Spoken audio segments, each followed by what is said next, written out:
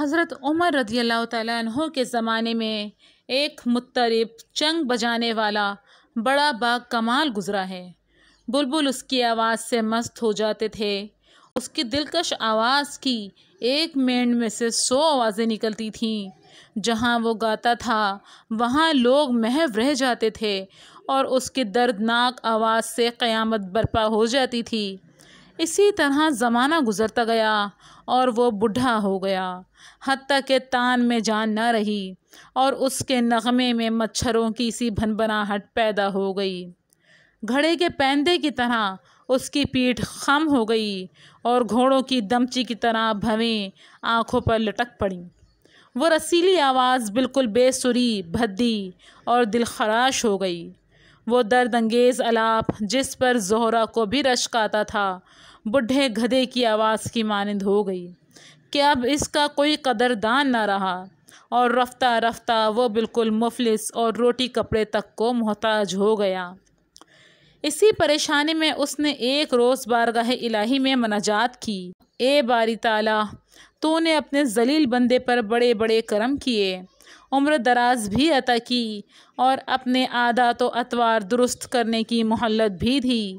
میں نے 70 سال تک گناہ کیے، پھر بھی تو نے کسی دن مجھ سے اپنی بخشش واپس نہ لی، لیکن آج میرے پاس کمائی میں سے کچھ نہیں ہے۔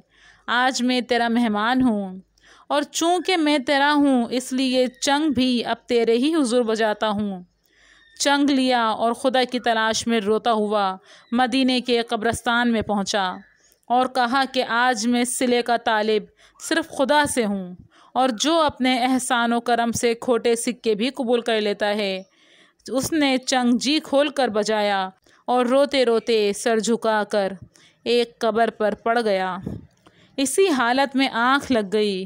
دنیا کے رنج اور بدن کی آفتوں سے آزاد ایک نامحدود جہاں اور صحرائے جان میں پھرنے لگا۔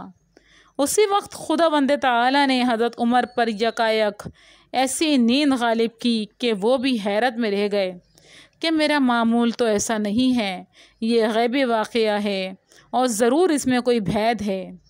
تکیے پر سر رکھ کر سو گئے۔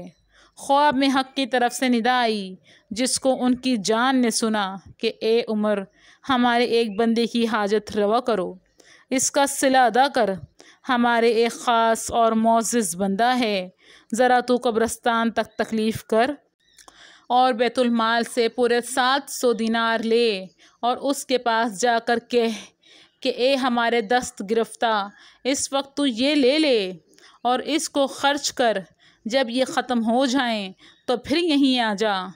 آواز کی ہیبت سے عمر کی آنکھ کھل گئی۔ فوراً تعمیل پر کمر باندھی اور قبرستان کا رخ کیا۔ بغل میں ہمیانی دبائے ڈھونڈنے لگے۔ قبرستان میں کئی چکر لگائے، وہاں اس بوڑھے کے سوا اور کوئی دکھائی نہ دیا۔ ہر دفعہ اسی بوڑھے پر خیال جاتا تھا، مگر پھر اپنے جی میں کہتے تھے کہ یہ نہ ہوگا، یہاں تک کہ تھک گئے اور سوائے اسی بوڑھے کے اور وہاں کوئی نظر نہ آیا۔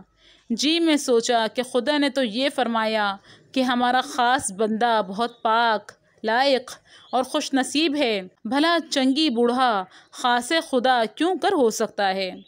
دوبارہ پھر قبرستان کے گرد چکر لگایا جیسے شکاری شیر جنگل کے اطراف گھوما کرتا ہے۔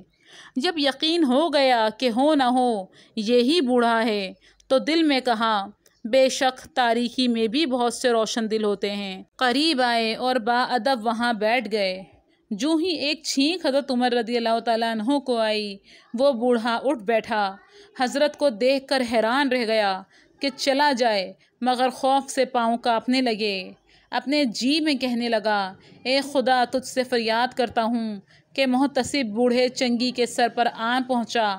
حضرت عمر رضی اللہ تعالیٰ عنہ نے اس سے کہا کہ مت ڈر اور مجھ سے نہ بھاگ، کہ میں خدا کی طرف سے تیرے لیے خوشخبریاں لایا ہوں۔ خداوند عالم نے تیری وہ تعریف فرمائی کہ عمر کو تیرا گرویدہ بنا دیا۔ خدا نے تجھے سلام کہا ہے اور پوچھا ہے کہ اب تیرا حال کیا ہے۔ لے، یہ چند سکے تیرا صلہ ہیں، انہیں خرچ کر اور پھر یہیں آ جانا۔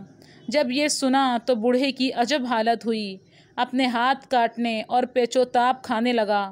بے اختیار چلا کر کہا کہ اے بے مثل و نظر خدا، یہ بے وسیلہ بوڑھا مارے شرم کے پانی پانی ہو گیا۔ جب روتے روتے بے حال ہو گیا تو چنگ کو زمین پر اس زور سے دے مارا کہ ٹکڑے ٹکڑے کر دیا۔ کہا اے چنگ، تو ہی خدا کے اور میرے درمیان حجاب رہا اور تو ہی نے سیدھے راستے سے مجھے پھیرا ہے۔ اے خطا بخش و خطا پوش خدا، میرے گناہ معاف اور میری گزشتہ زندگی پر رحم کر۔ اسی طرح روتا چلاتا اپنے گناہ دہراتا رہا۔ یہ حال دیکھ کر حضرت عمر رضی اللہ تعالیٰ عنہ نے فرمایا کہ تیری مدہوشی بھی تیری ہوشیاری کی علامت ہے۔